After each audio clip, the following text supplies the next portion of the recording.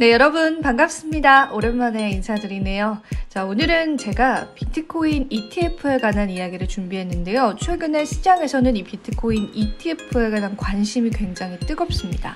최근 비트코인 시세가 정말 무섭게 올랐어요.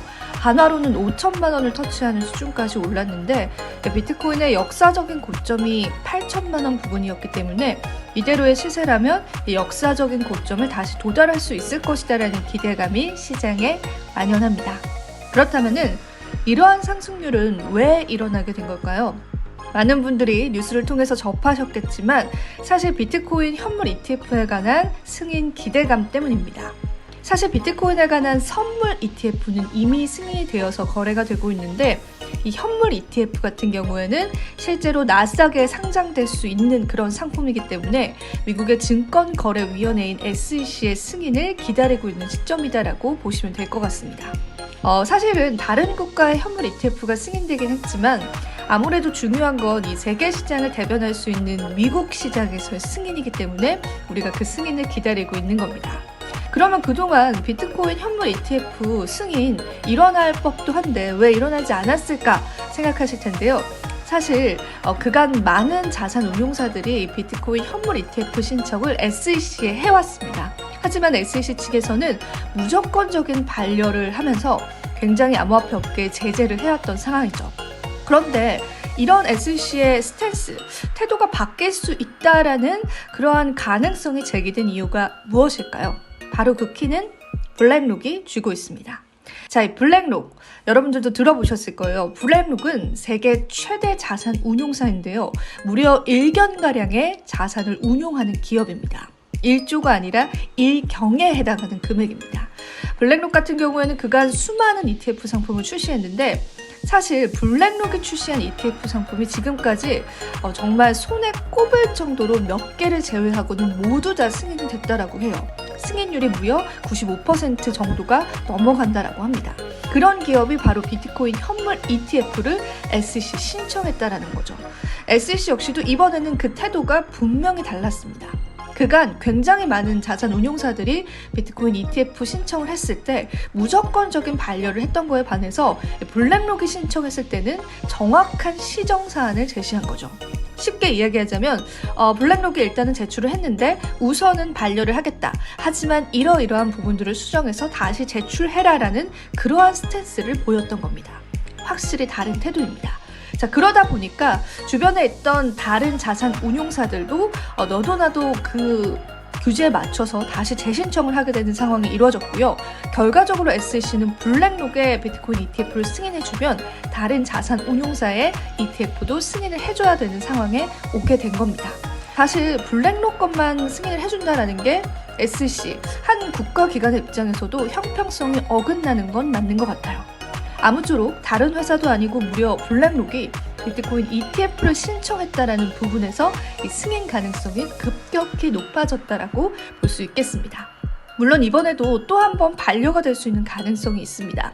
그럴 경우에 지금의 상승폭이 반납될 수 있다라는 리스크들도 함께 염두에 두시면 좋을 것 같습니다. 자, 그리고 추가적으로 블랙록은 비트코인뿐만 아니라 이더리움 역시도 현물 ETF를 최근에 신청했다라는 소식이 들려오기도 했습니다. 블랙록 CEO는 이전에는 암호화폐 업계에 관해서 굉장히 부정적인 그런 의견을 내세웠는데 최근 들어서는 비트코인의 가치에 관해서 굉장히 긍정적인 인터뷰를 많이 하고 있는 시점입니다. 자, 그렇다면은 비트코인 현물 ETF가 승인이 된다면 이것이 왜 비트코인의 호재가 될 수 있는지도 체크해 볼 필요가 있을 것 같습니다. 일단은 나스닥과 같은 증권시장에 상장이 된다라는 부분들에 많은 자산가들의 포트폴리오에 포함될 수 있다라는 가능성이 있고요. 접근 편의성으로 그간 암호화폐 시장을 접근하지 않았던 투자자들도 충분히 투자할 수 있다라는 가능성이 있습니다.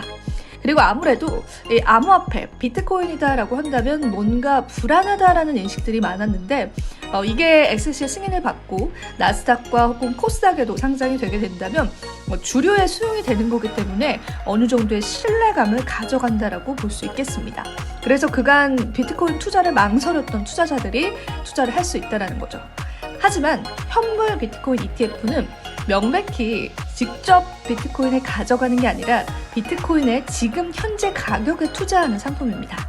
그러다 보니까 사실 일반 투자자들이 직접 비트코인 현물을 산다라는 의미로 볼 수는 없지만 사실 이렇게 투자 자산 상품을 만들어서 판매하는 자산 운용사들은 비트코인 현물을 일부 가지고 있어야 하는 그러한 의무가 있습니다.